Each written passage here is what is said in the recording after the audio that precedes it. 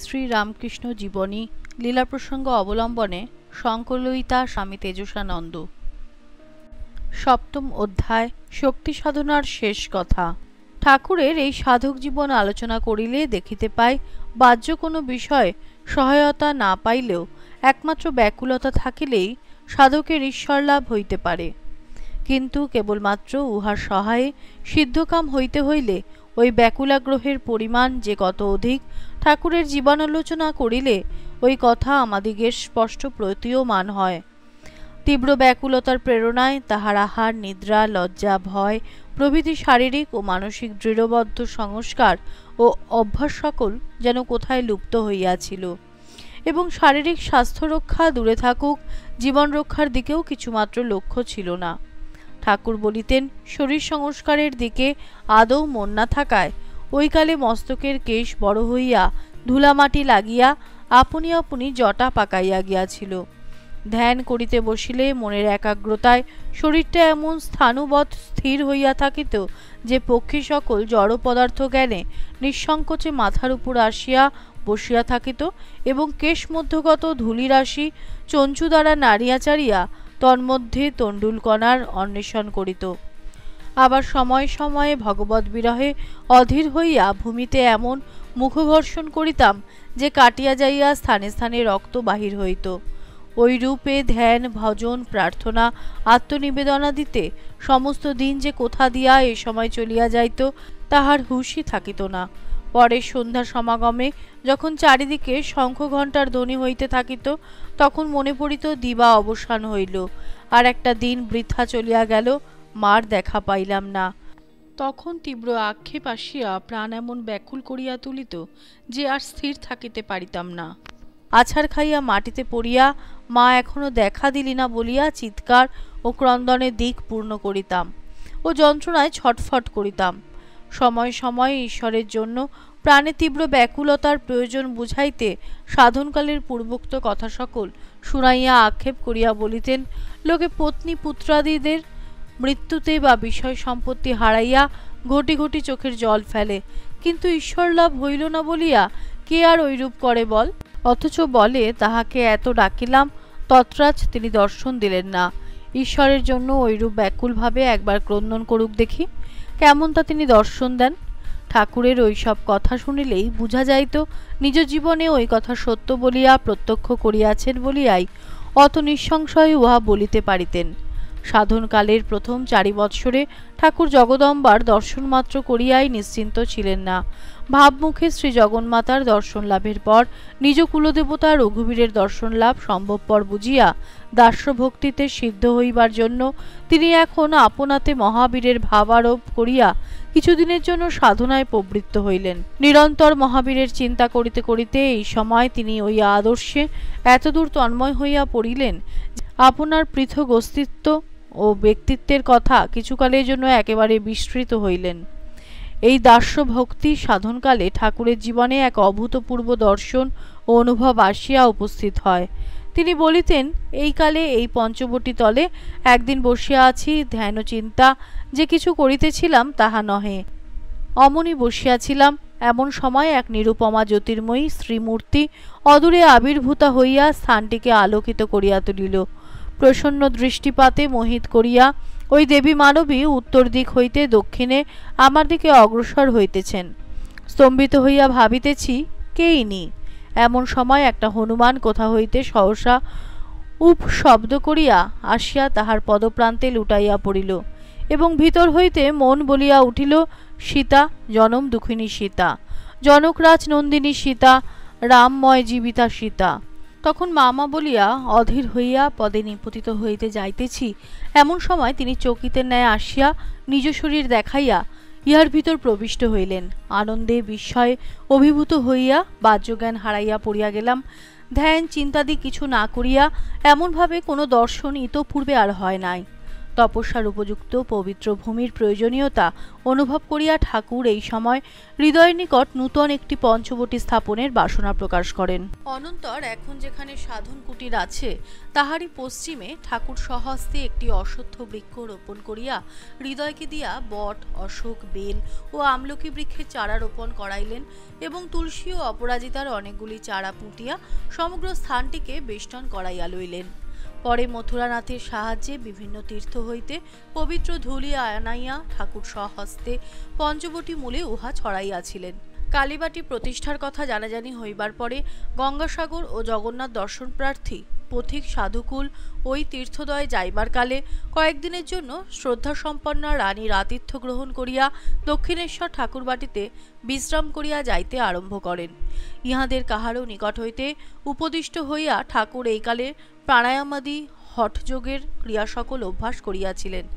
এই হঠযোগোক্ত ক্রিয়া সকল স্বয়ং অভ্যাসপূর্বক উহাদিগের ফলাফল প্রত্যক্ষ করিয়াই তিনি পরজীবনে সকলকে ওই সকল অভ্যাস করিতে নিষেধ করিতেন। হঠযোগ ক্রিয়ার ফলে ঠাকুরকেও কিরূপ বিপদাৎপন্ন হইতে হইয়াছিল নিম্নোক্ত ঘটনায় তাহা বুঝা যাইবে। ঠাকুরের ক্ষুল্লতাৎ পুত্র বয়োজ্যেষ্ঠ হলধারীর রাধা গোবিন্দজির পূজায় নিযুক্ত হওয়ার কথা আমরা পূর্বেই উল্লেখ করিয়াছি। তিনি বৈষ্ণব তন্ত্রোক্ত পরকীয়া প্রেম সাধনার রূপ পথে ধাবিত হওয়ায় নানা জনে নানা কথা বলাবলি করিত। হলধারী বাকসিদ্ধ এইরূপ একটা প্রসিদ্ধি থাকায় কোপে পড়িবার আশঙ্কায় তাহার সম্মুখে ওই কথা আলোচনা বা হাস্য পরিহাসাদি করিতে সহসা কেহ সাহসী হইত না।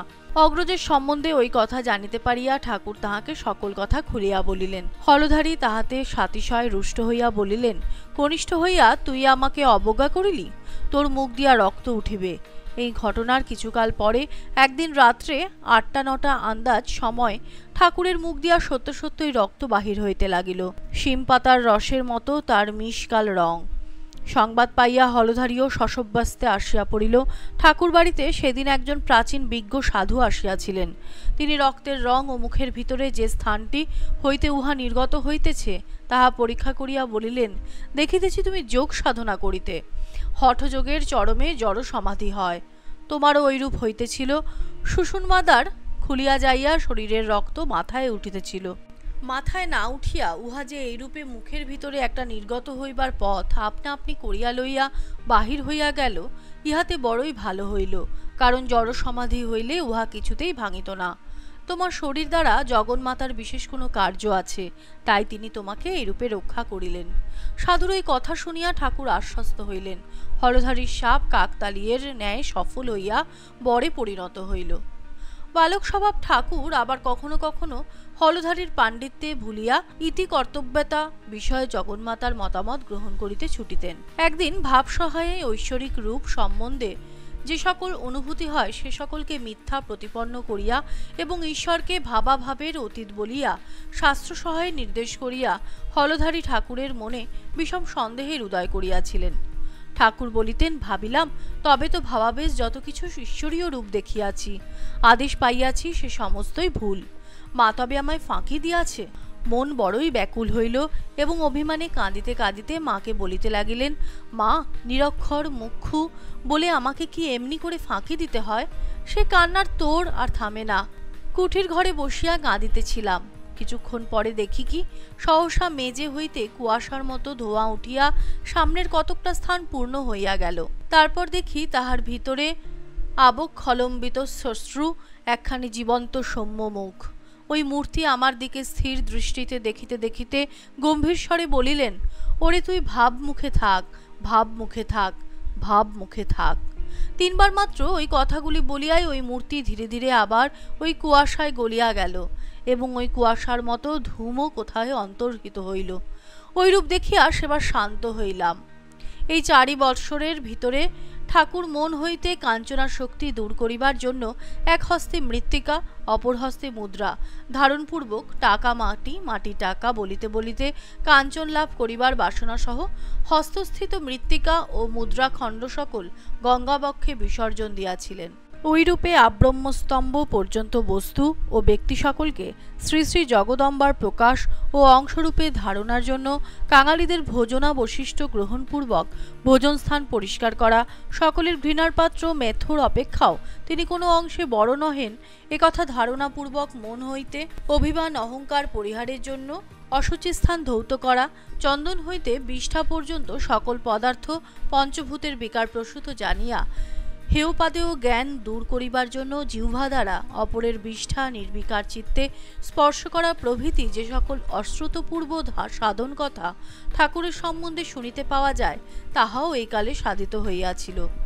সাধনার প্রথম 4 বৎসরের শেষ ভাগে ঠাকুর যখন কামারপুকুরে অবস্থান করিতেছিলেন, তখন একটি অপূর্ব দর্শন তাহার জীবনে উপস্থিত হইয়াছিল।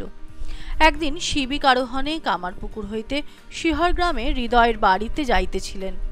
সুনীল অম্বরতলে বিস্তীর্ণ প্রান্তর, শ্যামল ধান্যক্ষেত্র, বিহগ্গুজিত শীতল ছায়াময় অশ্বত্থ বট বৃক্ষরাজি এবং মধুর গন্ধ কুসুমভূষিত তরুলতা প্রভৃতি অবলোকনপূর্বক প্রফুল্ল মনে যাইতে যাইতে ঠাকুর দেখিলেন, তাহার দেহ মধ্য হইতে 2টি কিশোর বয়স্ক সুন্দর বালক সহসা বহির্গত হইয়া বনপুষ্পাদির অন্বেষণে কখনো প্রান্তর মধ্যে বহু দূরে গমন, আবার কখনো বা শিবিকার সন্নিকটে আগমনপূর্বক হাস্য পরিহাস কথোপকথনাদি নানা চেষ্টা করিতে করিতে অগ্রসর হইতে লাগিল। অনেকক্ষণ পর্যন্ত এইরূপে আনন্দে বিহার করিয়া তাহারা পুনরায় তাহার দেহ মধ্যে প্রবিষ্ট হইল। ওই দর্শনের প্রায় 1.5 বৎসর পরে ব্রাহ্মণী দক্ষিণেশ্বরে আসিয়া উপস্থিত হন। কথা প্রসঙ্গে এক দিবস ঠাকুরের নিকটে ওই দর্শনের বিবরণ শুনিয়া তিনি বলিয়াছিলেন, বাবা, তুমি ঠিক দেখিয়াছ, এবার নিত্যানন্দের খোলে চৈতন্যের আবির্ভাব। শ্রী নিত্যানন্দ ও শ্রী চৈতন্য এবার একসঙ্গে একাধারে আসিয়া তোমার ভিতরে রহিয়াছেন, সেই জন্য তোমার ঐরূপ দর্শন হইয়াছিল। এইরূপে নিজ ব্যক্তিত্বের সম্বন্ধে যে অলৌকিক আভাস তিনি পাইতেছিলেন, তাহাই কালে সুস্পষ্ট হইয়া তাহাকে বুঝাইয়া দিয়াছিল। যিনি পূর্ব যুগে ধর্ম সংস্থাপনের জন্য অযোধ্যা ও শ্রী বৃন্দাবনে জানকী বল্লভ শ্রী রামচন্দ্র ও রাধা বল্লভ শ্রীকৃষ্ণ রূপে জন্মগ্রহণ করিয়াছিলেন, তিনি এখন পুনরায় ভারত ও জগৎকে নবীন ধর্মাদর্শনা দানের জন্য নূতন শরীর পরিগ্রহপূর্বক শ্রীরামকৃষ্ণ রূপে অবতীর্ণ হইয়াছেন। ঠাকুর সম্মুখে বারংবার বলিয়াছেন, যে রাম যে কৃষ্ণ হইয়াছিল সেই ইদানিং এই খোলটার ভিতরে আসিয়াছে। রাজা যেমন কখনো কখনো ছদ্মবেশে নগর ভ্রমণে বহির্গত হয়, এইরূপ গুপ্তভাবে সেইবার পৃথিবীতে আগমন করিয়াছে।